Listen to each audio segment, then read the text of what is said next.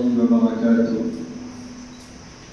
إن الحمد لله وحده والصلاة والسلام على من لا نبي بعده أما بعد. قال الله تبارك وتعالى في كلامه المجيد: أعوذ بالله من الشيطان الرجيم. بسم الله الرحمن الرحيم. والعصر إن الإنسان لفي خسر إلا الذين آمنوا وعملوا الصالحات وتواصوا بالحق وتواصوا بالصبر. صدق الله العظيم. عزیزان گرامی، محترم بزرگوں اور عزیز طلباء، مہد القرآن الکریم کی اس عظیم الشان مسجد میں آج کا یہ پروگرام جشن یوم آزادی کی مناسبت سے منعقد کیا گیا ہے۔ میں مہد کے اساتذہ، مہد کے ناظرین اور مہد کے ذمہ داران کا بے حد ممنون و مشکور ہوں کہ انہوں نے مجھے اس مبارک موقع پر گفتگو کا موقع عنایت فرمایا ہے۔ آج ہمارے درمیان شعبہ عربی نیو کالج کے پروفیسر ڈاکٹر شمس الدین جمالی صاحب بھی تشریف فرما ہے۔ میں ان کا بھی شکریہ ادا کرتا ہوں کہ انہوں نے ہماری ایک آواز پر لبیک کہا اور دور دراز کا سفر طے کر کے وہ اتی پیٹ کے اس مدرسے میں تشریف لائے ہیں۔ انشاءاللہ حضرت والا کا جمعہ میں خطاب ہوگا، ہم حضرت سے مستفید بھی ہوں گے۔ اللہ تبارک و تعالیٰ نے حضرت کو تمل زبان میں بڑا ملکہ عطا فرمایا ہے اور تمل کے اچھے خطیب ہیں۔ آپ کو اللہ تعالیٰ نے عربی زبان میں بھی مہارت عطا فرمائی ہے اور اسی طرح انگریزی بھی ماہر ہے۔ آپ سمجھ سکتے ہیں کہ یہ شعبہ عربی میں اسسٹنٹ پروفیسر کے عہدے پر فائز ہے۔ اس سے ہی اندازہ لگا سکتے ہیں کہ وہاں تک پہنچنا یہ کوئی کم اہمیت کا کام نہیں ہے۔ انہوں نے بڑی محنت کی ہے اور یہاں تک پہنچنے میں انہوں نے بڑی قربانیاں دی ہیں۔ میں حضرت والا کا ممنون و مشکور ہوں کہ ہم نے دعوت دی اور اس دعوت پر انہوں نے لبیک کہا۔ عزیزان محترم، جنگ آزادی 1947 15 اگست کو یہ ملک آزاد ہوا۔ آزادی انسان کی فطرت میں شامل ہے۔ اللہ تبارک و تعالیٰ نے ہر انسان کو آزاد پیدا فرمایا۔ آزادی انسان کا بنیادی حق ہے۔ یہ ملک ہندوستان جس پر مسلمانوں نے تقریباً 800 سالہ حکومت کی تھی اور اس 800 سالہ تاریخ میں مسلمانوں نے اس ہندوستان کو اس مقام تک پہنچایا تھا جس کی وجہ سے ہندوستان کو سونے کی چڑیا کہا جاتا تھا۔ یہی وہ بلندی تھی، یہی وہ اونچائی تھی، خواہ وہ مالی اعتبار سے ہو یا تجارتی اعتبار سے ہو، جسے دیکھ کر انگریزوں کی نگاہیں للچانے لگی اور برٹش حکومت اس ہندوستان پر قابض ہونے کے لیے انتھک کوشش کرنے لگی۔ اور ان کی ابتدائی تاریخ یہ تھی کہ ان کا مقصد ہندوستان کے اندر قبضہ کرنا نہ تھا، بلکہ بنیادی طور پر اس ملک کے اندر وہ ایک تاجر کی حیثیت سے آئے تھے۔ اور ظاہر سی بات ہے، تجارت کرنے کے لیے ہر ایک کو آزادی ملتی ہے۔ ہر کوئی جہاں چاہے، دنیا کے جس کونے میں چاہے، وہ اپنی تجارت، اپنا بزنس کر سکتا ہے۔ اسی تجارت اور بزنس کی غرض سے انگریز اس ملک میں آئے اور انہوں نے ایک کمپنی کی بنیاد ڈالی جس کا نام تھا ایسٹ انڈیا کمپنی۔ تجارت تو ایک دکھاوا تھا، تجارت کے پس پردہ ان کا مقصد اور ان کا مشن یہ تھا کہ اس ہندوستان جسے سونے کی چڑیا کہا جاتا ہے، اس ہندوستان پر قابض ہو کر یہاں کی جو بھی چیزیں ہیں ان چیزوں کو ہم اپنے ملک میں منتقل کر کے لے جائیں۔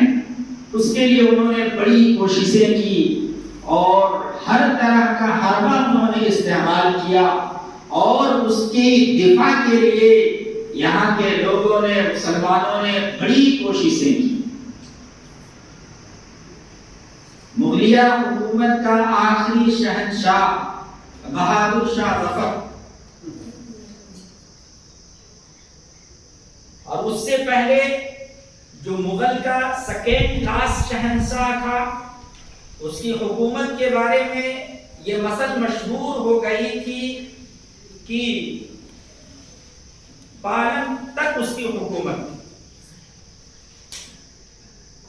پالم دلی کے اندر ایک جگہ ہے، تو مطلب یہ کہنے کا ہے یہ مغلیہ حکومت اتنی سمٹ کر رہ گئی تھی کہ وہ دلی سے باہر نہیں جا سکتی۔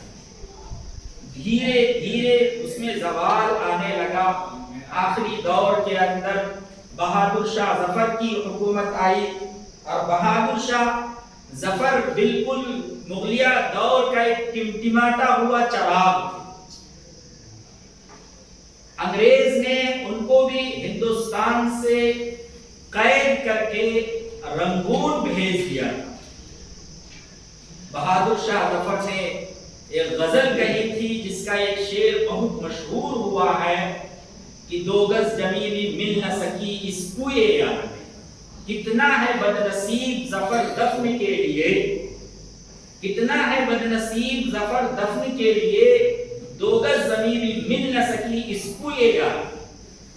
جس ملک کے اندر ان کے آباء و اجداد نے، ان کے خاندان نے 800 سال تک حکومت کی تھی، آج اس ملک کا آخری شہنشاہ، مغل کا آخری بادشاہ اتنا مجبور ہو گیا ہے کہ وہ اس وطن کے اندر دفن ہونے کے لیے جگہ کی تلاش میں ہے، لیکن اسے وہ جگہ بھی میسر نہیں آ پا رہی۔ اور اسی کو سامنے رکھتے ہوئے انہوں نے یہ غزل کہی تھی کہ کتنا ہے بدنصیب ظفر دفن کے لیے، 2 گز زمین بھی مل نہ سکی اس کوئے یار۔ یہی وہی بہادر شاہ ظفر ہے جن کے 2 بیٹوں کے سر کاٹ کر کے انگریز کشم میں رکھ کر ان کے سامنے لا کر رکھ دیا تھا۔ ذرا اندازہ لگائیے کتنا خوفناک اور دردناک منظر رہا ہوگا۔ بالآخر یہ مختلف دور کی لڑائیاں ہوتی رہی اور آخر میں 1857 کی جنگ شروع ہوئی جسے انگریزوں نے غدر کا نام دیا۔ اس سے پہلے کی لڑائیاں شروع ہو چکی تھی۔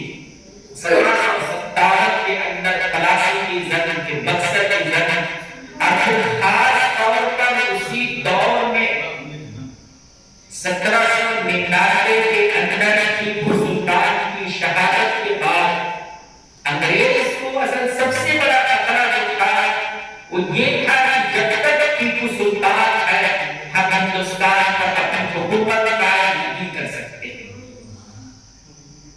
انہوں نے ٹیپو سلطان کو مختلف طرح سے شکست دینے کی کوشش کی، لیکن وہ ہر مرتبہ ناکام ہوتے رہے اور کئی موقع پر وہ ٹیپو سلطان سے مصالحہ پر بھی راضی ہو گئے، لیکن آخرکار وہ منظر بھی آیا جب 1799 کو سری رنگاپٹنم میں ٹیپو سلطان کو غلط طریقے سے شہید کر دیا گیا۔ اس میں ٹیپو سلطان کے کسی فوجی افسر کی سازش تھی اور اس سازش کے نتیجے میں ٹیپو سلطان کو شہید کیا گیا۔ اب اندازہ لگا سکتے ہیں انگریزوں کے دل کے اندر ٹیپو سلطان کی کئی کتنا ڈر اور خوف تھا کہ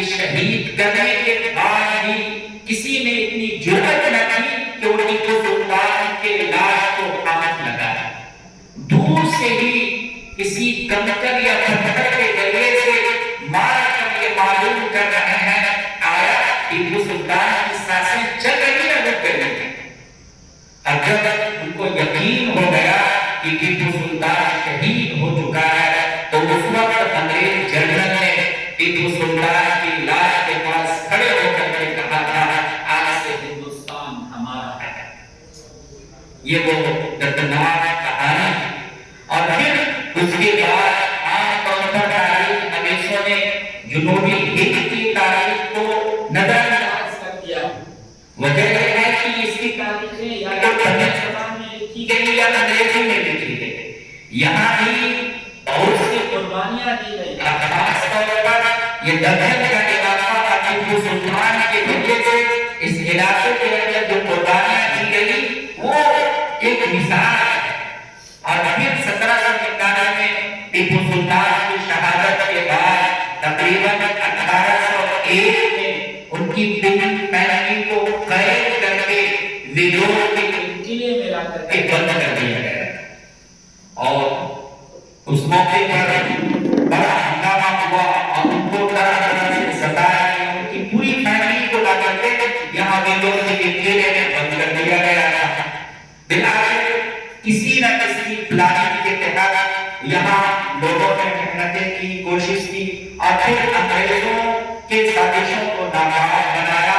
1817 میں وہ کامیاب تو ہو گئے لیکن مسلمانوں نے یا پھر وطن کے لوگوں نے جو قربانیاں پیش کی تھی وہ قائم رہی اور وہ تحریک اتنی مضبوط چلی کہ بالآخر 1947 کے اندر وہ تحریک کامیاب ہوئی اور انگریز مجبور ہو کر اس ملک کو چھوڑ کر چلے گئے. میرے محترم بزرگوں اور دوستوں، یہ وطن ہمارا وطن ہے اور یہاں پر ہم شروع سے ہی ہیں. اللہ تبارک و تعالیٰ نے ہمارے دلوں کے اندر وطن سے محبت رکھی ہے اور وطن سے محبت یہ انسان کی فطرت میں شامل ہے. نبی کریم صلی اللہ علیہ وسلم جب مکہ سے ہجرت کر کے مدینہ منورہ جا رہے تھے تو بار بار آپ پلٹ کر مکے کو دیکھتے تھے. یہ آپ صلی اللہ علیہ وسلم کی جائے پیدائش مکہ کا جگہ تھا جہاں سے آپ کا دلی لگاؤ تھا. آپ اس وطن کو چھوڑ کر جب مدینہ جا رہے تھے آپ کے دل کے اندر ایک طرف تھی، ایک لگن تھی اور اسی طرف کی وجہ سے آپ بار بار مکے کو دیکھ رہے تھے.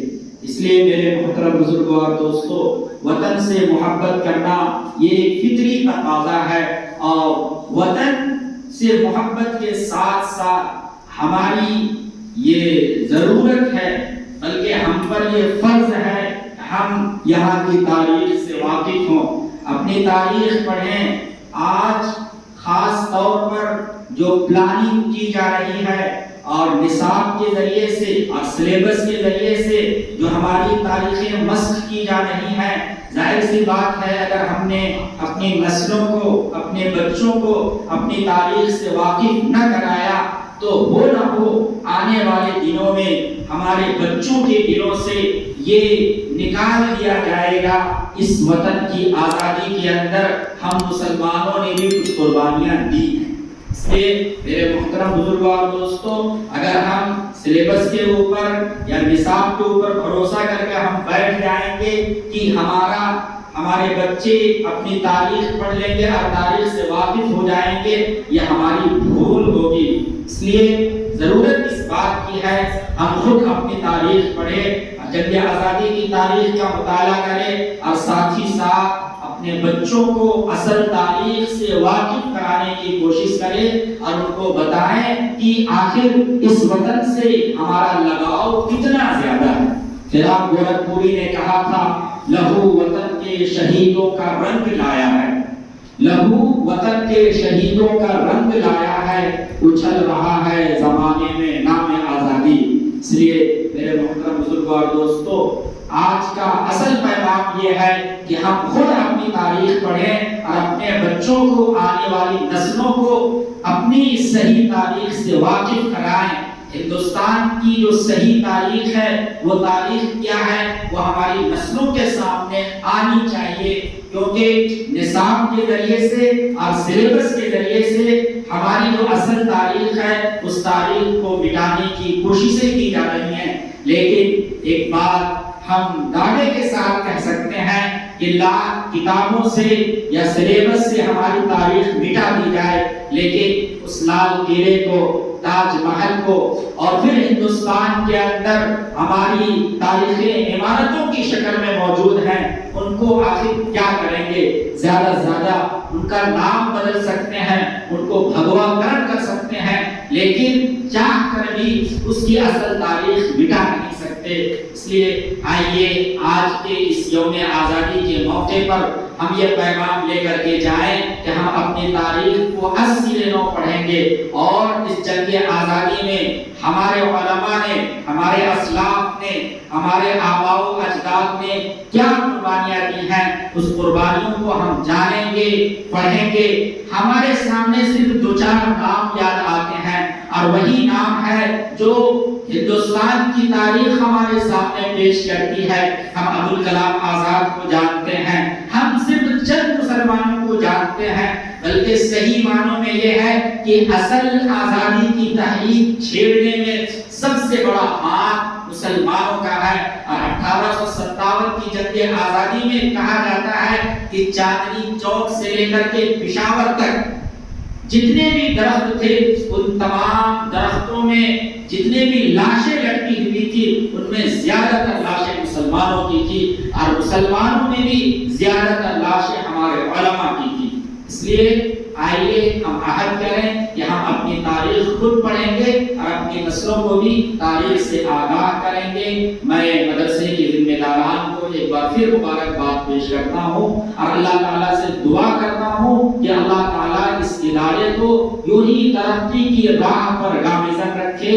الحمدللہ دن بدن یہ مدرسہ ترقی کرتا جا رہا ہے، اور اس کے جو کارکنان ہیں، اس کے ذمہ داران ہیں، ان کی محنتیں رنگ لا رہی ہیں، اور آئے دن تعلیمی ترقی بھی ہو رہی ہے۔ ہمیں خوشی اس بات کی ہے کہ اس سال 5 طلبہ حفظ قرآن کریم مکمل کرنے والے ہیں۔ میں مدرسے کے ذمہ داران کو، اساتذہ کو اور کارکنان کو، اور خاص طور پر معاونین کو مبارکباد دیتا ہوں کہ آپ کی جو محنت ہے، آپ جو طلبہ پر خرچ کر رہے ہیں، وہ اس کا رزلٹ آپ کے سامنے دن بدن آ رہا ہے۔ ابھی آپ نے طلبہ سے نعت سنی، قرآن کریم کی تلاوت کو سنا، تقریریں کی، نظم پڑھا، اس سے اندازہ ہوگا کہ تعلیمی معیار میں کس طرح سے ترقی ہو رہی ہے۔ میں انہی چند کلمات کے ساتھ اپنی بات ختم کرتا ہوں۔ وآخر دعوانا الحمد للہ رب العالمین۔